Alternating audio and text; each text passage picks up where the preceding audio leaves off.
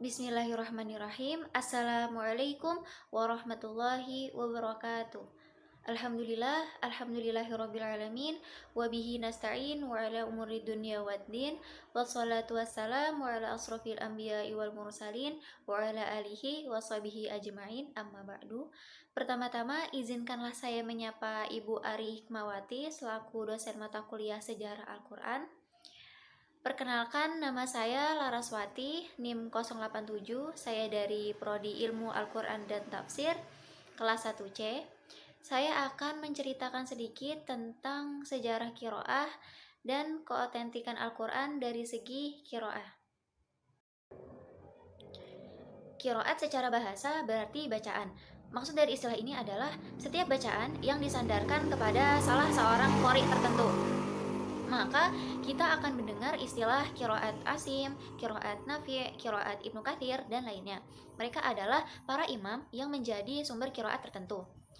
Ilmu qiraat adalah suatu ilmu untuk mengetahui kesepakatan serta perbedaan para ahli qiraat tentang cara pengucapan. Perbedaan qiraat ini berkisar pada dialek, penyahduan bacaan, pelembutan, pengejaan, panjang nada, pendek nada, penebalan nada, dan takhfif. Itu semua diperoleh dengan cara periwayatan.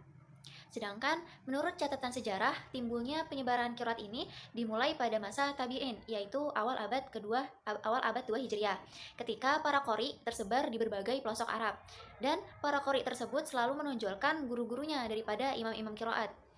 Sedangkan qiraat diajarkan turun-temurun dari guru ke guru sampai pada imam yang ke-7, 10, dan 14. Pembahasan tentang sejarah ilmu qiraat ini dimulai dengan adanya perbedaan pendapat tentang waktu mulai diturunkannya qiraat.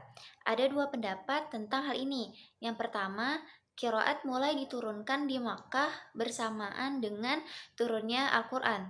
Alasannya bahwa sebagian besar surat-surat Al-Quran adalah Makkiyah, di mana terdapat juga di dalamnya qiraat sebagaimana yang terdapat pada surat-surat Madaniyah. Sedangkan alasan yang kedua adalah qiraat mulai diturunkan di Madinah sesudah peristiwa hijrah, di mana pada saat itu orang-orang yang masuk Islam sudah banyak dan saling berbeda ungkapan bahasa Arab dan dialeknya. Pendapat ini dikuatkan oleh hadis yang diriwayatkan oleh Imam Muslim dalam kitab Sahihnya, demikian juga Ibnu Jarir At-Tabari dalam kitab tafsirnya. Karena ada hadis yang menceritakan tentang adanya perselisihan. Perselisihan itu dalam bacaan surat Al-Furqan yang termasuk dalam surat Makkiyah. Jadi jelas bahwa dalam surat Makkiyah juga dalam 7 huruf, sesuai dengan hadis riwayat Bukhari dan Muslim. Pada zaman Khalifah Utsman bin Affan, syiar Islam terus tersebar luas hingga ke berbagai penjuru negara. Hal tersebut sebagai bentuk upaya menyebarkan ajaran Islam sebagaimana yang diajarkan Rasulullah SAW. Namun, hal tersebut tidak luput dari berbagai rintangan. Hingga suatu saat, delegasi utusan Utsman bin Affan sampai pada beberapa daerah untuk mengajarkan Islam dan syariatnya. Seiring waktu berjalan, suatu hal yang tak diduga oleh para delegasi tersebut adalah mereka mendengar bacaan Al-Quran yang mereka bacakan berbeda dengan bacaan yang mereka dapatkan dari Rasulullah pada saat itu. Hingga hal tersebut menimbulkan perdebatan dan perkelahian di antara mereka. Pihak satu dan pihak dua tetap kukuh dengan bacaan mereka sendiri, karena mereka sangat yakin begitulah Rasulullah membacakan kepada mereka. Sampai kemudian kabar tersebut pun terdengar ke telinga Khalifah Utsman bin Affan. Khalifah pun mengambil kebijakan agar mengkaji ulang lembaran-lembaran mushaf yang ditulis pada masa Rasulullah. Hal itu dilakukan agar tidak terjadi fitnah karena perbedaan tersebut di kalangan umat Islam. Beliau pun mengirimkan surat kepada Sayyidah Hafsah, putri Sayyidina Umar bin Khattab, sebagai penjaga manuskrip lembaran-lembaran wahyu yang diamanahkan kepadanya sepeninggal ayahnya sang khalifah sebelum masa Utsman bin Affan. Manuskrip tersebut untuk dikaji kembali, lalu kemudian disalin oleh para penulis wahyu. Sayyidah Hafsah pun menyerahkan manuskrip wahyu tersebut. Setelah manuskrip berada di tangan Khalifah Utsman bin Affan, beliau memerintahkan dan mendiskusikan hal tersebut kepada para sahabat penulis wahyu di masa Rasulullah. Mereka adalah sahabat Zaid bin Sabit, Abdullah bin Zubair, Sa'id bin As, Abdurrahman bin Al-Harith bin Hisham agar mengkaji kembali dan menyalin hingga beberapa eksemplar, lalu kemudian disebarkan ke berbagai penjuru umat. Demi menjaga keotentikan Al-Quran dan mencegah dari tercampurnya ragam bacaan yang tidak sahih, Khalifah pun memerintahkan kepada para penulis wahyu agar menulisnya dengan lajahah atau dialek Quraisy jika terjadi perbedaan pendapat di antara para penulis wahyu.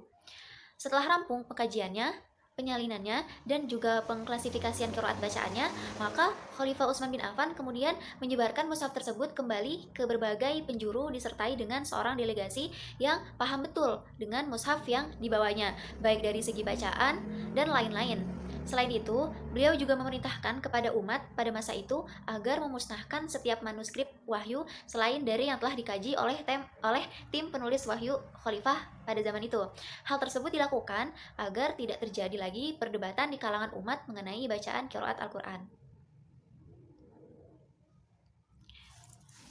Setelah penyalinan tahap ketiga usai, ada 3 kaidah penting yang telah dirumuskan oleh Khalifah Utsman bin Affan bersama para tim kodifikasi, yaitu bahwa untuk mengatakan sebuah mushaf itu adalah Al-Quran, setidaknya harus memenuhi 3 syarat. Ketiga syarat inilah yang dijadikan sebagai tolak ukur hingga kini dalam menentukan kekuranan sebuah mushaf, yaitu yang pertama, sesuai dengan kaidah bahasa Arab, yang kedua, sesuai dengan kaidah Rasmul Utsmani, dan yang ketiga adalah qiraah bacaan yang transmisi sanadnya mutawatir, yaitu sampai kepada Rasulullah.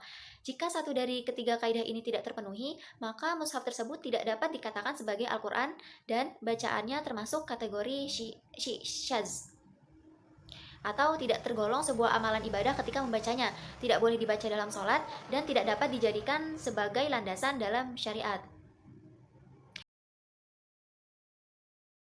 Surat Al-Hijr ayat 9, Bismillahirrahmanirrahim, Inna nahnu nazzalna dzikra wa inna lahu lahafizun. Artinya, sesungguhnya kami telah menurunkan Al-Quran dan pasti kami pula yang memeliharanya.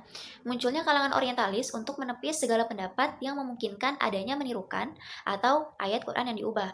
Hal tersebut membuat ilmuwan muslim berusaha untuk meluruskan, kemudian menjadi tameng untuk mengantisipasi hal semacam itu. Jadi sejak dulu, orientalis berusaha untuk memberikan gambaran bagaimana Quran bisa dibuktikan keasliannya atau keotentikannya. Para ulama mencurahkan kekuatannya untuk membuktikan dengan belajar sejarah Quran, bagaimana proses Quran diturunkan, hingga sekarang kita bisa membaca dengan bentuk mushaf.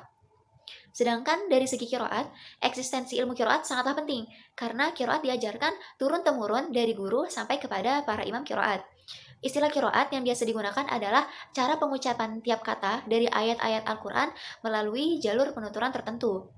Nah, perbedaan tersebut tentunya harus disandarkan pada sanad-sanad yang dianggap sah oleh Rasulullah, yang bersumber dari Allah melalui perantara malaikat Jibril, lalu mengajarkannya kepada Rasulullah tentang qiraat atau cara membaca Al-Quran dengan ketentuan yang benar. Keabsahan sanad merupakan syarat utama untuk menentukan qiraat tersebut sahih atau syadz, diterima atau ditolaknya qiraat tersebut.